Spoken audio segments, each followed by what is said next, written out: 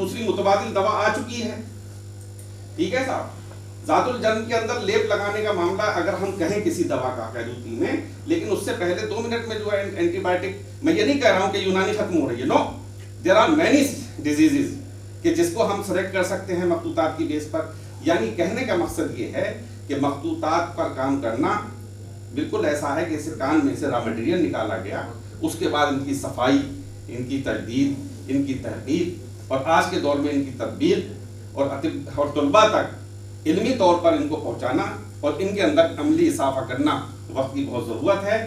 لیکن کام ایسے ہی شروع ہوتے ہیں اور ہمیں ایک اور دوسری ٹیم بنانی ہے جس میں علمی لوگ اور عملی لوگ اور تحقیقی لوگ, ہر طریقے کے لوگ ہوں گے انشاءاللہ. یہ ایک شروعات ہے اور یہ ایک روشنی ہے جو آگے جا کے اس طبی سرمایہ کو نہ صرف محفوظ کرے گی, منظر عام پر لائے گی, بلکہ اس کے عملی اطلاق میں بھی بہت زیادہ مددگار ثابت ہوگی. اور یہ صرف جو ہے مخطوطات ایسے نہیں رہیں گے کہ جس طریقے سے نوٹ بندی میں پرانے نوٹ بند ہو گئے تو کبھی علم بندی میں یہ بند نہ ہو جائیں. ہمیں ان کو کنورٹ کرنا ہے انشاءاللہ, اور یہ کام ہم کریں گے کنہیں الفاظ کے ساتھ. بہت شکریہ پروفیسر اشرف قدیر صاحب. مخطوطات کا سب سے بڑا مسئلہ موجودہ وقت میں یہ ہے کہ اس فن سے بہت کم لوگ واقف ہیں. مخطوطہ شناسی کا جو معاملہ ہے وہ شاید جو علامات ہے اور جو جس طرح سے لکھے جاتے ہیں اس کو بھی درس میں رکھنا چاہیے, اس کا بھی ایک کلاس ہونا چاہیے تاکہ لوگ اس فن سے بھی واقف ہو سکیں.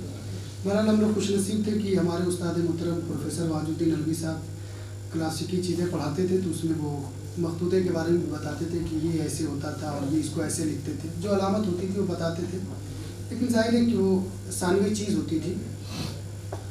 بہرحال کل حکیم وسیم اعظمی صاحب نے بڑا ہی غیر معمولی کلیدی خطبہ دیا تھا اور یہ ان کا آج آخری خطبہ ہوگا, تو میں بڑے ہی ادب و احترام سے گزارش کرتا ہوں کہ آپ آئیں اور صدارتی خطبہ پیش کریں.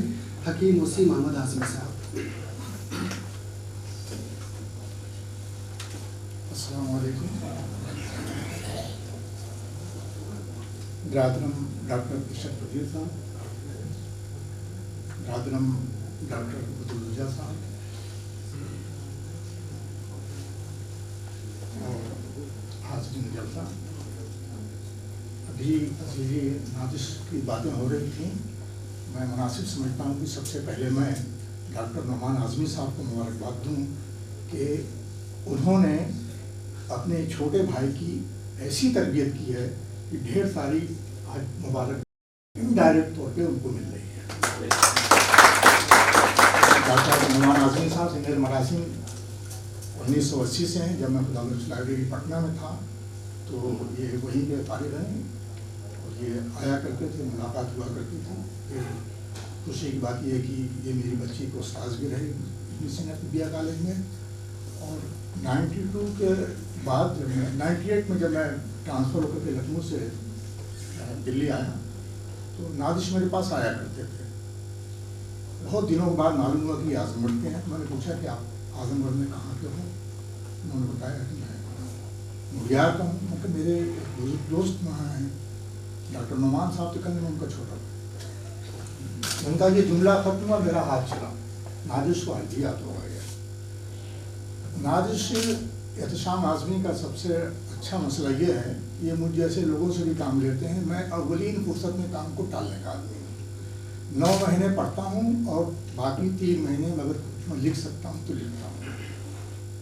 میں ادھر انہوں نے مجھے گمراہ بھی کیا ہے.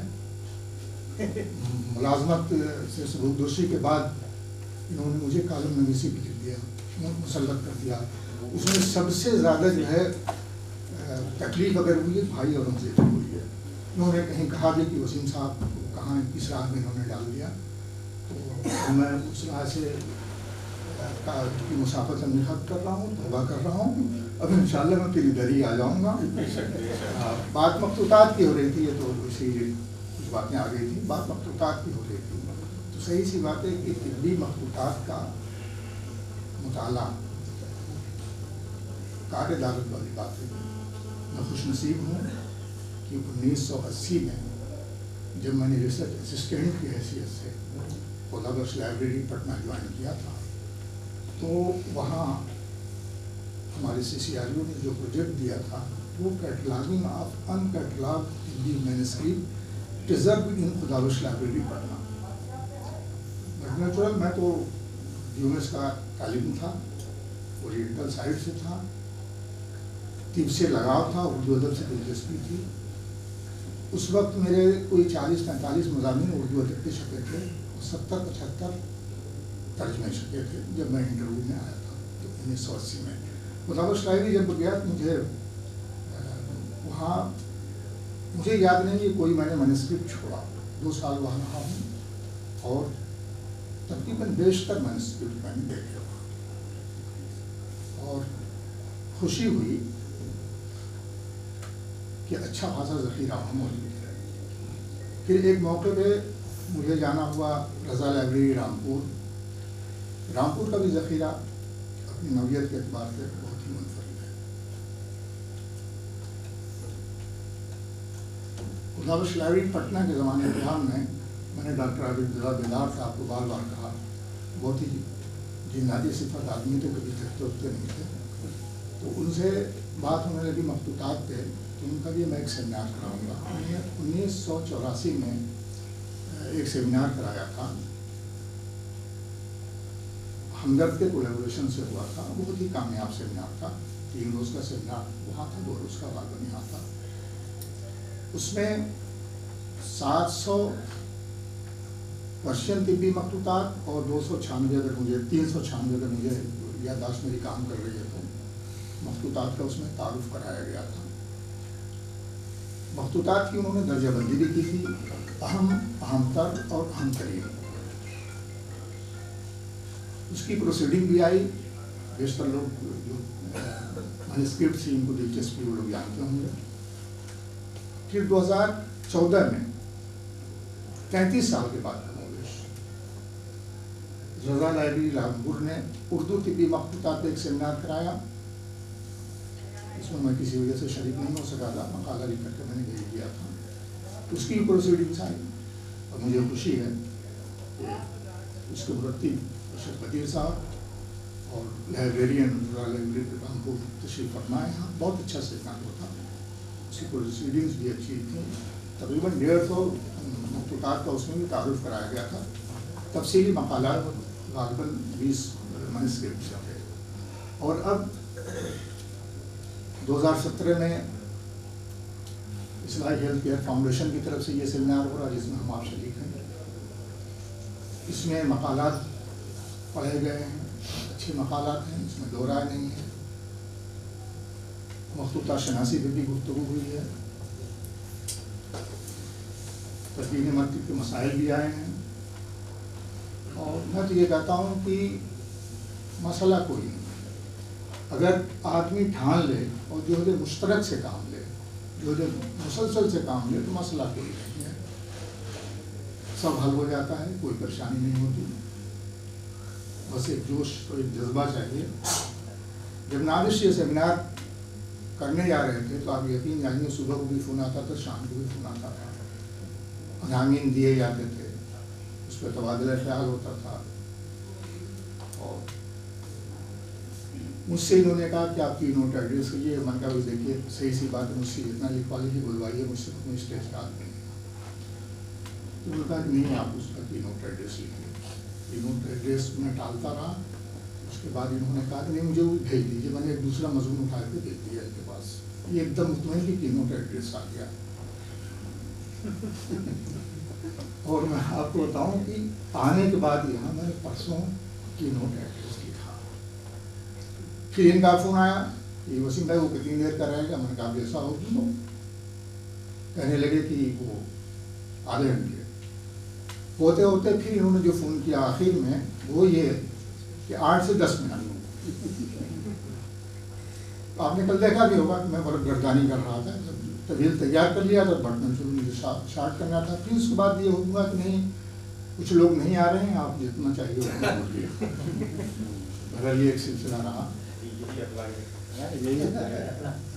تو اس میں کچھ چیزیں کہنے کی اور کرنے کی ہیں. مقالات یقیناً آ گئے ہیں. میں عزیز نادش سلموں سے کہوں گا کہ یہ مقالات مقالہ نگاروں کو بھیج دیں. تاکہ وہ ریوائز کر سکیں اسے، لیکن ٹائم باؤنڈ کر لیجیے گا، ابھی لوہا گرم ہے، اس کے بعد ہوگا کیا کہ یہ اگر دوسرے کاموں میں لگ جائیں گے تو ادھر سے اگر ان کا تعلق جو ہے ٹوٹا پھر یہ اجنبی ہو جائے گا مضمون کے لیے۔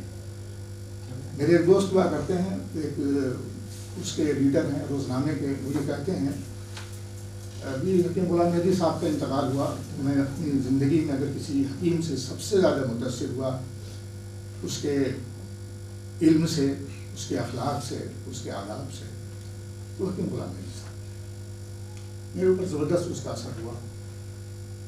میں ان پہ کچھ لکھنا چاہ رہا تھا، نہیں لکھ سکا۔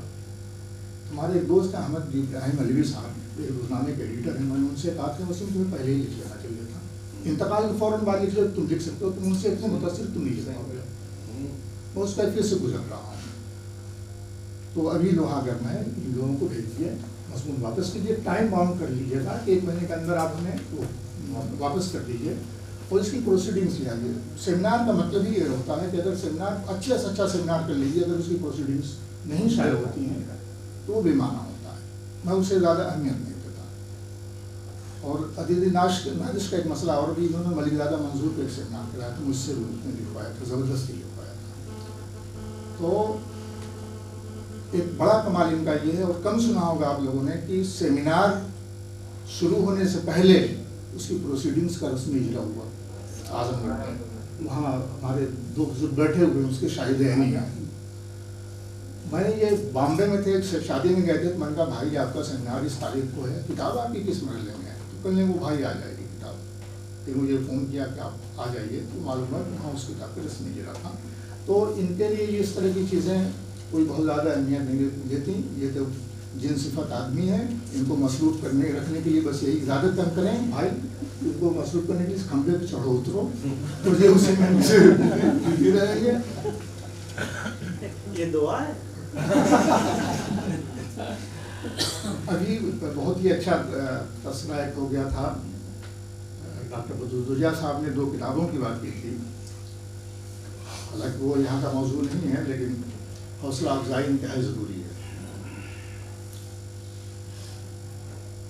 اردو طبی ادب کا ایک بہت ہی ابھرتا ہوا نام جو بہت جلدی جو ہے وہ صفحہ اول میں آئے گا، اور اس صفحہ اول میں بھی نمبر اول پہ رہے گا، وہ حکیم فخر اعظم۔ میں بہت ہی اعتماد کے ساتھ کہنا چاہ رہا ہوں، اس لیے کہ جو ذوق جستجو ان کے اندر ہے وہ میں نے کم لوگوں کے اندر دیکھا ہے۔ ابھی 2 کتابیں انہوں نے تذکرہ کیا، ایک تو طبی درس کا ہے اور اردو طبی مترجمین، 2 کتابیں۔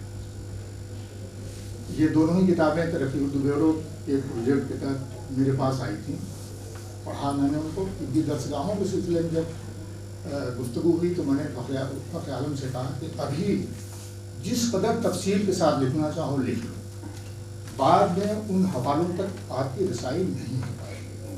مجھے خوشی ہے انہوں نے ہند و پاک کی بیشتر درسگاہوں کا احاطہ کیا ہے، بہت ہی، اور یہ بھی ہے جیسے انہوں نے بتایا، میں نے پڑھا ہوا اس میں، اس پہ تو 4 فقرے ہیں، جتنا ملا انہوں نے لکھ دیا، اور ان کو وہ سب چیزیں ملی ہیں زیادہ تر رسائل سے، کچھ وجات سے نہیں۔ دوسرا ان کا کام جو تھا وہ اردو طبی مترجمین، اس میں 114 مترجمین کا انہوں نے ریفرنس دیا ہے، ان کے احوال اور آثار کے کاموں کا جائزہ لیا ہے۔ اور ہمارے جیسے میں دیوانی کونسل میں رہا ہوں تو وہاں کام جو ہے اجرت پہ کرا لیا جاتا تھا اور مترجم کا نام نہیں دیا جاتا تھا۔ جب بھی میرے سامنے یہ بات آئی تو میں نے یہ کہا کہ نہیں، آپ اس میں مترجم کا نام دیجیے، اگر مترجم کا نام چھپے گا تو کوالٹی کنٹرول بھی رہے گا، لیکن بہرحال کبھی دیا گیا کبھی نہیں دیا گیا۔ تو جب یہ فخر عالم کام کر رہے تھے تو مجھ سے انہوں نے کہا کہ صاحب کتاب المختارات شائع ہوئی، اس کے مترجم کون تھے؟ اس لیے کہ یہ سب کتابیں جو چھپی تھی کونسل سے کوئی 10-12 سال تک، وہ میرے پاس ضرور آتی تھی، کسی نہ کسی چاہے گروپ پڑھنے کے سلسلے میں چاہے کسی اور سلسلے میں آتی تھی۔ مجھے خوشی ہے کہ اردو مترجمین میں انہوں نے ان لوگوں کو بھی پوائنٹ آؤٹ کیا جس کو CCRU نے جن کا نام نہیں دیا تھا اس کتاب میں بالکل پوائنٹ آؤٹ کیا۔ کہیں کہیں میں نے ان کی رہنمائی بھی کی اس سلسلے میں کہ نہیں بھائی آپ نے اس جیت کے لیے فلاں کو منسوخ کیا. میں ذاتی طور پہ جانتا ہوں یہ منتقل نہیں ہے, اس کی منتقل تو انہوں نے اس کی اصلاح کی. مجھے بہت خوشی ہے کہ انہوں نے اگر کنتوری صاحب کا نام لیا, ان سے بہت پہلے کا بھی نام لیا ہے, اپنے دور کے لوگ اپنے معاصرین کا بھی نام لیا ہے. یہاں جیسے حکیم عبدالباری صاحب تشریف فرما ان کی بیشتر کتابوں کا انہوں نے احاطہ کیا ہے. بیشتر میں 6 کتابیں غالباً کچھ کتابیں ان سے چھوٹ گئی ہیں. بھائی رضی الاسلام ندوی صاحب ہیں, ان کی بھی کتابوں کا ہے حوالہ. میرا الحق صاحب تشریف فرما, ان کی احمد سعید ہیں, شمیم استاد صاحب, اور ہمارے جو ہے بلال صاحب ہیں. سبھی لوگوں کی کتابوں کو انہوں نے تذکرہ کیا ہے اور یہ خاصی اچھا کام ہے ان کا. کر میں بھی آ رہا ہوں اس طرف. بھائی نادش مجھ سے جو ہے مضامین بھی لکھواتے ہیں اور اس کی پروف ریڈنگ بھی کرواتے ہیں. یہ دونوں کام چلتا رہتا ہے. جب ان کو یہ معلوم ہو جائے گا کہ میں دہلی سے وہ لکھنؤ سے دہلی آ رہا ہوں تو کہنے ذرا میل چیک کر لیجیے گا. من تو ہوگی مصیبت. اب میل چیک کیا جائے تو معلوم ہے صاحب ایک کسی مسودے کا PDF ہے, اس کا پرنٹ نکالیے اور پوری رات مجھ سے پڑھیے, پڑھ کر کے صبح کو ان کو. سفر یہی اگر شتابدی کا ہے تو جاتے ہوئے سفر بھی آسان ہو جاتا ہے. لیکن مجھے خوشی ہوتی ہے اس بات کی کہ سچ میں ان کے اندر لگن ہے, جوش ہے, جذبہ ہے, ہمت ہے. اور ناممکن نام کی کوئی چیز ویسے بھی ڈکشنری میں نہیں ہے, نازش صاحب میں بالکل ہی نہیں ہے.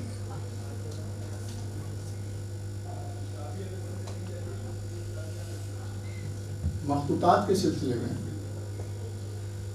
یہ منتشر جو ہے کچھ نوٹس میں نے تیار کر لیے تو میں اسی پہ بول رہا ہوں. کچھ منظم میرا انداز نہیں ہوتا کبھی. مخطوطات کے سلسلے میں صحیح سی بات یہ ہے کہ یہاں ڈھیر سارے مقالات پڑھے گئے ہیں, مقالات مرتب کیے جائیں گے, وہ شائع ہوں گے. اس کے بعد نازش صاحب کو چاہیے کہ ان کے پاس افراد ہیں. ڈاکٹر رضی اللہ ندوی صاحب یہاں ہیں, بلال صاحب ہیں, احمد سعید صاحب ہیں, معراج صاحب ہیں, حکیم عبدالباری صاحب اگر ہاتھ لگ جائیں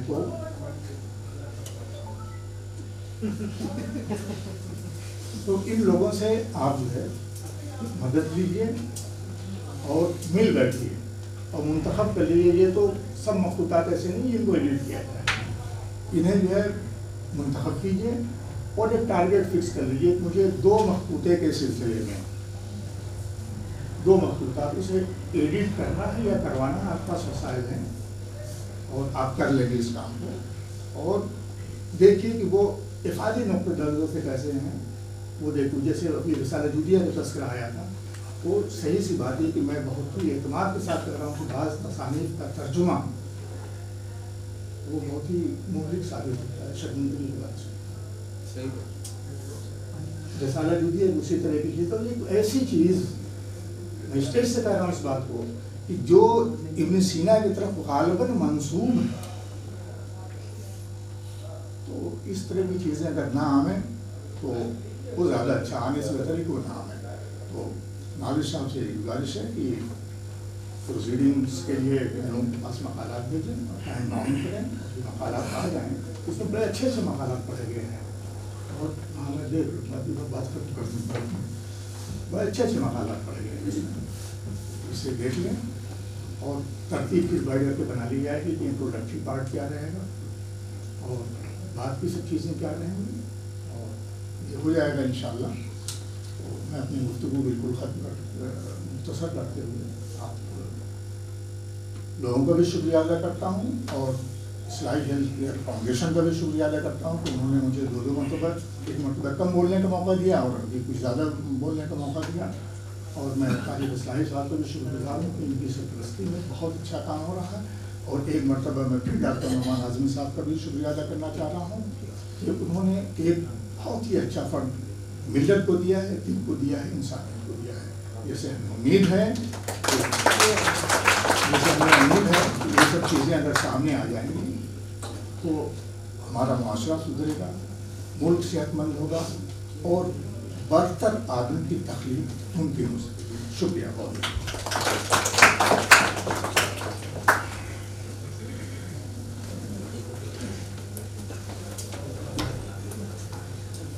السلام علیکم. جیسا کہ ابھی حکیم وسیم احمد اعظمی صاحب نے کہا کہ میں نے اپنا مقالہ کی نوٹ بھیج دیا تھا तो वाकई मैं बता दूं कि मेरे पास इस वक्त 20 दिन से एकदम वक्त इजाज़त नहीं दे रहा था कि मैं कोई पेपर देखूं। अच्छा कदी साहब मेरे उस्ताद मोहतरम में उन्होंने कहा कि मैं भेज दिया, तुमने देखा? मैं कहा था मैंने देख लिया। और देखता क्या था, मोबाइल पे पेज खुलता नहीं है। सबसे बड़ी बात ये।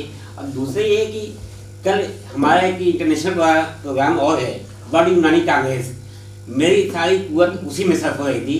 इतना वक्त इजाज़त नहीं देता कि मैं बैठ के कंप्यूटर पर देखूँ कि किसका पेपर क्या आया है। बहुत सारे ऐसे पेपर उसमें आ गए जो नहीं आने चाहिए थे। उस सेमिनार के मौजू के मुताबिक कोई है ही कुछ है ही नहीं उसमें, वो आ गए, मैंने नहीं देखा बाहर। दूसरे जो हकीम वसीम साहब ने नाम गिनाए हैं अभी, मुझे तो नहीं लगता कि उसमें कोई एक मेरा साथ देगा सिवाय हकीम अब्दुल इस्लाम नदवी साहब और हकीम वसीम मोहम्मद आज़मी साहब के। इसके अलावा मुझे तो उम्मीद नहीं है कि कोई मेरा साथ देगा या मेरे साथ काम करेगा। अरे क्यों मायूस है? नहीं, मैं साथ का तजर्बा नहीं, क्योंकि मेरे